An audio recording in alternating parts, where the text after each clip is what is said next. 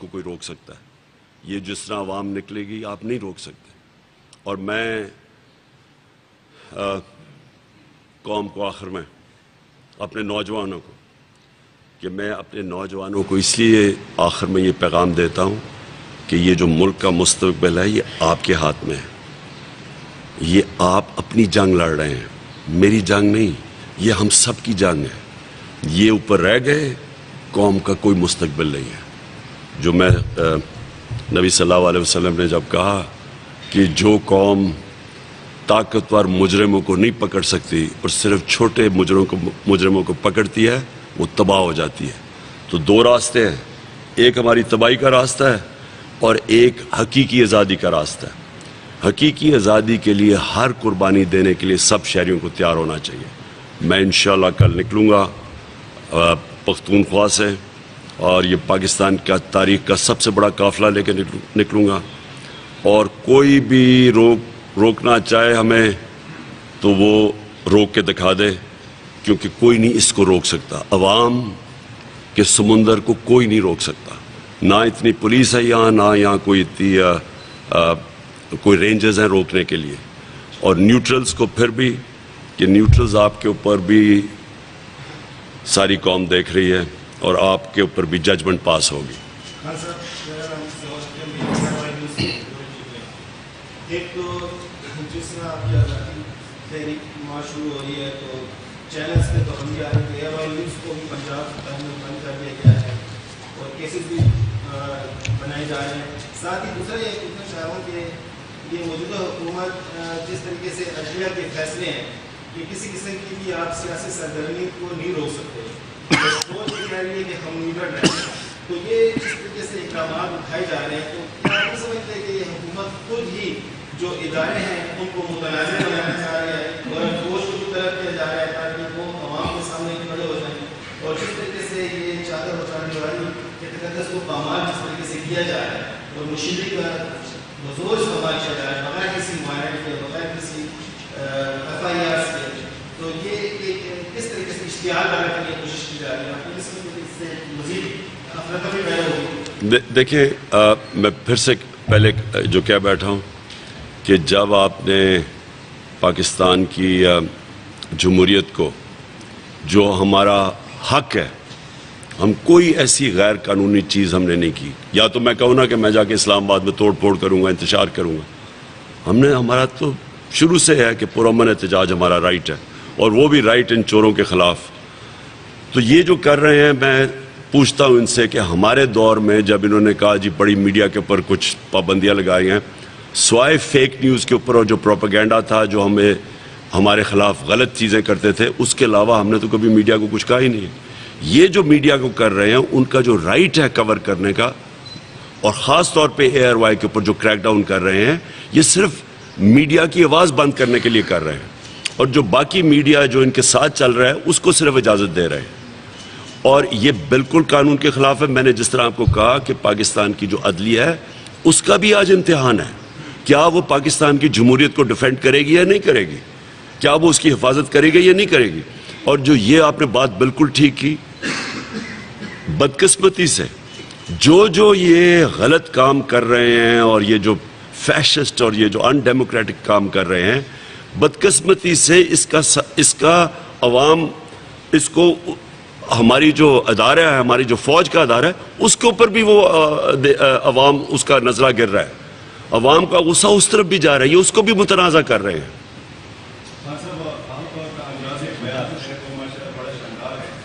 آپ کے جو ورکرز ہیں ان کے پاس جو آپ کا بیان ہے سازش کے حوالے سے, یا جو آپ تقریریں کرتے ہیں, آپ جلسوں میں کرتے ہیں, تو ماشاء اللہ آپ کی تقریریں آپ کے ورکرز کو یاد ہوتی ہیں, ان کو پتہ ہے کہ خان صاحب نے کیا کہنا ہے جلسے میں. میرا سوال یہ ہے کہ آپ کی صوبائی حکومتوں کی آپ کی ساڑھے 3 سال کی اپنی کارکردگی کی, جہاں پہ محمود خان صاحب اور ان کی کارکردگی بھی بہت جو فلیگ شپ منصوبے ہیں آپ کی صوبائی حکومتوں کے, یہ کارکردگی آپ اپنے جلسوں میں بیان کیوں نہیں کر رہے؟ اصل میں دیکھیں, ایک وقت ہوتا ہے جس میں ایک موضوع ہوتا ہے, وہی لوگ اس کے اوپر آپ کی بات سننا چاہتے ہیں. الیکشنز جب شروع ہوتی ہیں تو لوگ آپ کی پرفارمنس سننا چاہتے ہیں کہ آپ جب پرفارمنس آپ تھے الیکشن میں تو آپ نے کیا کیا. اس وقت جو اتنی بڑی سازش ہوئی ہے ملک کے ساتھ, لوگ سننا چاہتے ہیں سازش کا, اور یہ اس پہ کون ملوث تھا, کیا ہوا, لوگ ڈیٹیل سننا چاہتے ہیں, تو اس لیے زیادہ بات اس چیز پہ ہوتی ہے. لیکن میں یہ کہہ بیٹھا ہوں, دیکھیں یہ پاکستان کی مجھے بتائیں کتنی دفعہ اس ملک میں ایک بینکرپٹ اکانومی مل کے آپ تیسرے سال میں 5.6% گروتھ ریٹ کریں اور چوتھے سال میں 6% گروتھ ریٹ, اور آپ کی ساری اکراس دا بورڈ ملک ترقی کرنا شروع کرے. اور یہ اعداد و شمار اویلیبل ہیں سب کے پاس, یہ پاکستانی بیورو اور اسٹیٹسٹکس کے پاس یہ ہے. یہ ہمیں بڑا کہا گیا جی معیشت تباہ کر دی, تو یہ جو چیزیں سامنے آئی ہیں وہ تو سارے حیران رہ گئے کہ اگر معیشت تباہ ہوئی تو 6% پہ تو نہیں وہ گرو کرتی. انڈسٹریل لارج اسکیل مینوفیکچرنگ جو اصل میں ملک میں دولت میں اضافہ کرتی ہے, اس کی گروتھ ریٹ دیکھیں 10.6%. اور پھر جو 60% آبادی ہماری دیہات میں رہتی ہے, کسانوں کے پاس تو کبھی اس طرح کا پیسہ نہیں آیا پہلے, کبھی بھی ہماری فصلوں کی اتنی بمپر کراپس نہیں ہوئی جو آج ہوئی ہیں. کے پی کے اندر پورا ایک انقلاب آ گیا زیتون کا, یہ ہمارے دور میں آیا ہے, اس سے جو پاکستان کو فائدہ ہوگا. تو یہ ساری چیزیں ہم زیادہ اس لیے بات نہیں کرتے کیونکہ اس وقت لوگ سننا کچھ اور, کیونکہ اس وقت لوگ پکڑ دکڑ ہو رہی ہے اور روکنے کی کوشش کر رہے ہیں, اس لیے زیادہ بات ہے. یہ علیحدہ ہم بات کریں گے انشاءاللہ جب الیکشن اناؤنس ہوگا, ہم آپ کو بتائیں گے کہ ہماری پرفارمنس کیا ہے.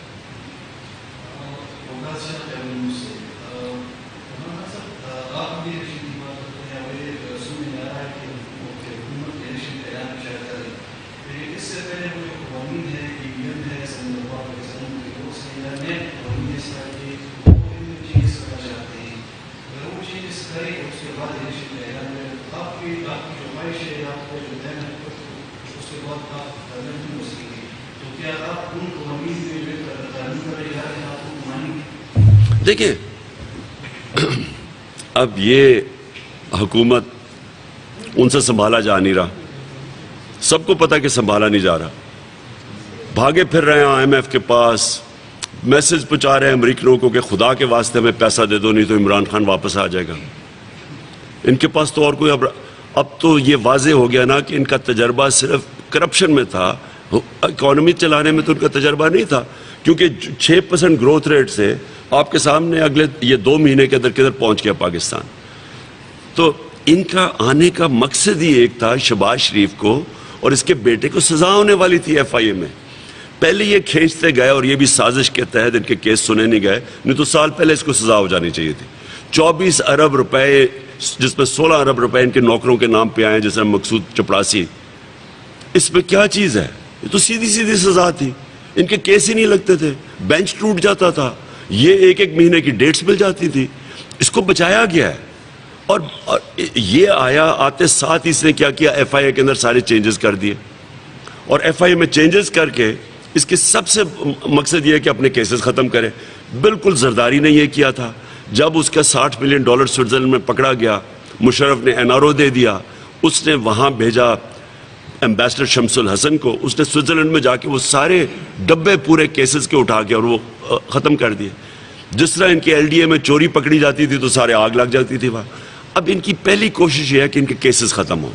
ایف آئی اے تو ملک کا تو ان کو نہ سنبھالا, پہلے انہوں نے سنبھالا تھا نہ اب سنبھالا جائے گا, کیونکہ 99 میں بھی بینکرپٹ ملک چھوڑ کے گئے تھے, 2018 میں بھی چھوڑ کے گئے. ان کی کوشش ہے نمبر 1 نیب ختم کریں, ایف آئی اے میں اپنے کیسز ختم کریں اپنے لوگ پلان کر کے. اس کے بعد اوورسیز پاکستانی کی ووٹنگ روکیں. وہ لوگ جو کہ $31 ارب پاکستان بھیجتے ہیں, یہ چاہتے نہیں ہیں کہ ان کی ووٹ ہو, ان کی ختم کریں. ای وی ایم مشین سے انہوں نے جتنی جعلی ووٹس بنائی ہیں وہ ختم ہو جاتی ہیں, وہ یہ ای وی ایم مشین پہ نہیں الیکشن ہونے دیں گے. اور اس کے بعد یہ جو اپنے لوگ پلیس کریں گے ہر جگہ کے اوپر اپنے, وہ لوگ جس طرح یہ اسلام آباد کا آئی جی لے آئے ہیں جو کہ جس کو سزا ہونے والی تھی, اس طرح کے لوگوں کو لائیں گے تاکہ ان کے غلط کام کریں اور اپوزیشن کو وکٹمائز کریں.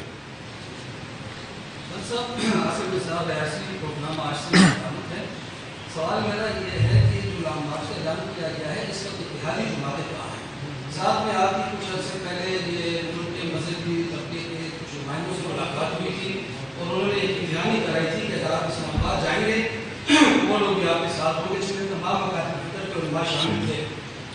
काउंसिल ने कहा है कि कल आ रहे हैं, आमिर रज़ा से बात हुई। देखिए, मैं फिर से रिपीट कर रहा हूँ कि मेरी तो दावत पाकिस्तानियों को है, और मुझे बड़ी खुशी है कि कई ग्रुप्स ने अनाउंस किया कि वो हमारे साथ निकलेंगे। लेकिन मैं इस वक्त पाकिस्तानियों को अपील कर रहा हूँ, ये मसला तहरीक इंसाफ का नहीं है, ये पाकिस्तान का मसला है। ये चोर रह जाते हैं, ये अमेरिका के गुलाम रह जाते हैं, उनका कोई मुस्तकबिल नहीं है। इसलिए हर पाकिस्तानी को मैं दावत दे रहा हूँ। मुझे अफसोस ये है जिन्होंने जो घरों में जाके ख्वातीन को थोड़ा हरासा किया है, क्योंकि इनको ये खौफ था कि कल बहुत ज़्यादा तादाद में ख्वातीन भी निकल रही हैं, वो भी जिस तरह तहरीक पाकिस्तान में उन्होंने शिरकत की थी, वो इसमें भी पूरा शिरकत कर रहे हैं। इसलिए उनको डराने के लिए इन्होंने ये सारा कुछ किया है। 75-year-old MPA फीमेल पर हाँ, हमारे 75% साल की जो हमारी MPA थी, उनको इन्होंने अरेस्ट कर लिया डराने के लिए लोगों को।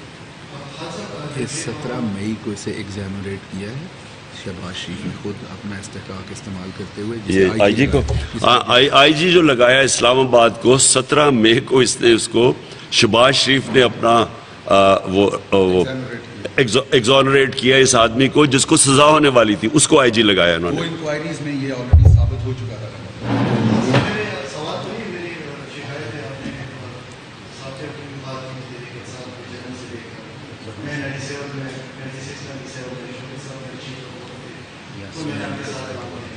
पूरे मीडिया का रोल रहा तहरीक इंसाफ में, लेकिन आज अफसोस से कहना पड़ता है सिर्फ आप गैर वाई को छोड़ते हैं, हमारी बेसिकलीज हमारे साथ ही बाहर भी रहते हैं, वो लोग जो शायद अच्छे लगते हैं उनको छोड़ते हैं।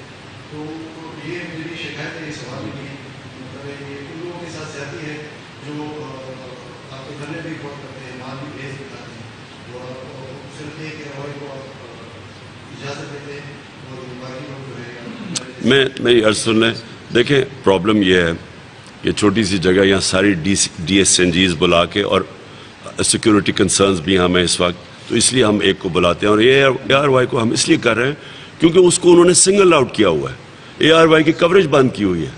यानी आज मैं देख रहा हूँ कि उनकी कई एरियाज़ के अंदर आप कवरेज रोक दी है, तो इसलिए हम कर रहे हैं, हम बताने के लिए कि देखिए हम अगर नहीं खड़े होंगे इन लोगों के साथ कौन खड़ा होगा, तो इसलिए सिर्फ है। फीड, एक मिनट, फीड सबको मिल रही है, इसकी सबको फीड मिल रही है इसकी कैमरे जी। लास्ट यासीन मलिक का स्पेशली जो रात को वाक़या हुआ, तो इसमें जिस तरह से पुलिस ने छापे मारे हैं बगैर वारंट के, तो रात को एक पुलिस कांस्टेबल वहाँ पर शहीद हुआ है। वो उस जो हुकूमत है उसके पास तो और कोई नैरेटिव्स नहीं बन रहा, तो सिर्फ उस पुलिस की शहादत भी अब सियासत भी कर रहे हैं कि ये खान साहब जिस तरीके से। मैं अर्ज करूं, एक रिटायर्ड आर्मी ऑफिसर थे, रिटायर्ड आर्मी ऑफिसर, उनके घर में जब दीवार छलांग मार के कोई रात को आता है, तो उनकी पहली तो कोशिश हुई होगी ना कि ये कोई डाकू या कुछ आए हैं, और वो क्योंकि रिटायर्ड आर्मी ऑफिसर है, उन्होंने यानी जो वेपन इस्तेमाल करना जानते हैं उन्होंने इस्तेमाल कर ली। मेरा पॉइंट उससे ज़्यादा है कि हमें बड़ा अफसोस है क्योंकि पुलिस भी हमारी है, लेकिन मुझे अफसोस ये है कि कौन सा ऐसा क्राइसिस है कि दीवारें फैलांग के रात को 3-3 बजे अटैक किया जाए घरों के अंदर।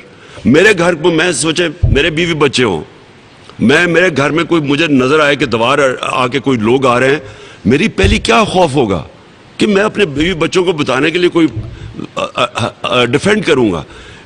सवाल ये पूछना चाहिए कि कौन सा इतनी बड़ी इमरजेंसी और क्राइसिस आ गया था कि आपने रातों के अंधेरों के अंदर लोगों के घरों के ऊपर अटैक किया। ये तो शुक्र करें कि और जगह ये नहीं हुआ, और अगर कोई आर्मी ऑफिसर जिस तरह की जिनकी ट्रेनिंग है, हो सकता है वहां वो भी गोली चला देते हैं। Okay ji, thank you. Oh sorry, मैं एक आखिरी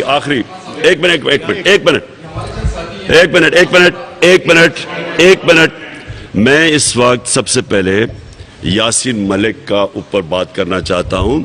उनका कल हिंदुस्तान के अंदर उनकी अदालत में उनको सज़ा सुनाई जाएगी, और मैं इसलिए आज उनके ऊपर ये बात करना चाहता हूं कि यासीन मलिक किसी सूरत ان کو دہشت گرد نہیں کہا جا سکتا، کیونکہ وہ ان کی بڑی لمبی سٹرگل ہے، کشمیر اپنی آزادی کی، کشمیر کی آزادی کی سٹرگل۔ میں بڑی سخت مذمت کرتا ہوں ہندوستان حکومت کی، ان کے اندر کوئی اخلاقی جواز نہیں ہے کہ ایک آدمی جو اتنی دیر سے سٹرگل کر رہے ہیں اور ان کو اتنی دیر جیل میں رکھا ہے، اس کو اتنی دیر ٹارچر کیا ہے، اس کو اب دہشت گردی میں سزا سنائی جائے۔ میں سارے پاکستان کی طرف سے اس کی سخت مذمت کرتا ہوں۔ میں انٹرنیشنل کمیونٹی کو آج اپیل کرتا ہوں کہ ایک طرف تو ہم سب کو آپ کہتے ہیں کہ یوکرین کے اوپر ہم روس کے خلاف اپنی آواز بلند کریں، لیکن دوسری طرف جو کشمیر میں ہو رہا ہے، اور یہ اس طرح کے یاسین ملک سے جو اب سب کو نظر آ رہا ہے کہ کل اس کو یہ سزائے موت سنائی جائے گی، اس کے اوپر میں انٹرنیشنل کمیونٹی کو آج کہتا ہوں کہ یہ ڈبل سٹینڈرڈز ختم کریں۔ ایک طرف آپ کہتے ہیں کہ ہم مذمت کریں جبکہ انٹرنیشنل قانون توڑا جا رہا ہے یوکرین میں، دوسری طرف ساری خاموشی ہے جو کہ کشمیر کے لوگوں سے، اور خاص طور پہ جو کہ فریڈم فائٹرز ہیں کشمیر میں۔ فریڈم فائٹرز کا مطلب جس طرح کہ اپنے ملک کی آزادی کے لیے جدوجہد کر رہے ہیں یاسین ملک جیسے، انٹرنیشنل کمیونٹی کو اس کے اوپر ایکشن لینا چاہیے۔ شکریہ۔